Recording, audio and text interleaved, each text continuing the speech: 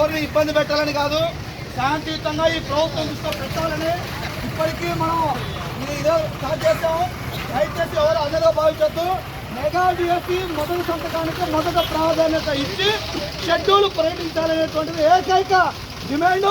ఇక్కడ ఈరోజు ఆవనగడ్డలో అనేక జిల్లాలకు వచ్చిన వాళ్ళు ఇక్కడ లోకల్ అందరూ కూడా నిరుద్యోగులందరూ కూడా ప్రకారం పట్టుకొని అయ్యా మా వయసు అయిపోతుంది, మాకు డిఎస్సి కావాలా, ఇప్పటికే మిమ్మల్ని నమ్ముకొని 7 ఏళ్ళ నుంచి కోచింగ్లో లైబ్రరీలో గ్రంథాలయాల్లో ఉన్నాము, దయచేసి మా ఆవేదన అర్థం చేసుకోండి, మా బాధను అర్థం చేసుకొని చెప్పి శాంతియుతంగా ఆందోళన చేస్తాం.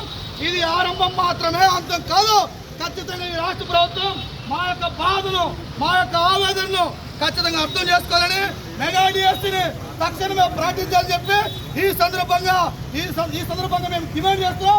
ఇప్పటికే రాష్ట్ర ప్రభుత్వం చేర్చు చెప్పాలని చెప్పి అడుగుతున్నాం. కానీ ఈరోజు వర్గీకరణ పేరు చెప్తున్నాం. వర్గీకరణ మేమేమి వ్యతిరేకం కాదు, కానీ మా ఆవేదన అర్థం చేసుకుని కనీసం లోకేష్ గారు ఒక ట్వీట్ చేయమని అడుగుతున్నాం. ఈ రోజు పెడతాం ఎగ్జామ్ అని షెడ్యూల్ చెప్పని చెప్పి మేము అడుగుతున్నాం. ఈ ఆందోళన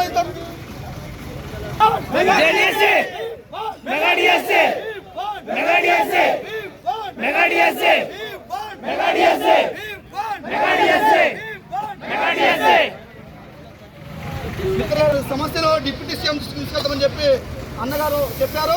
ఖచ్చితంగా ఇది డిప్యూటీ సీఎం గారు మాట్లాడారు. ఎందుకంటే ఆ రోజు నిరుద్యోగులకు చాలా పాత్రగా ఉన్నామని చెప్పి అన్నారు. జగన్మోహన్ రెడ్డి ఓడించడంలో నిరుద్యోగ పాత్ర కీలకమైంది. అందుకనే ఈ ప్రభుత్వం, ఈ కూటు ప్రభుత్వం మా ఆవేదన అర్థం చేసుకోకపోతే మాత్రం ఖచ్చితంగా రాబోయే రోజుల్లో ఈ పోరాటాన్ని మరింత ఉధృతం చేస్తామని చెప్పి తెలియజేస్తూ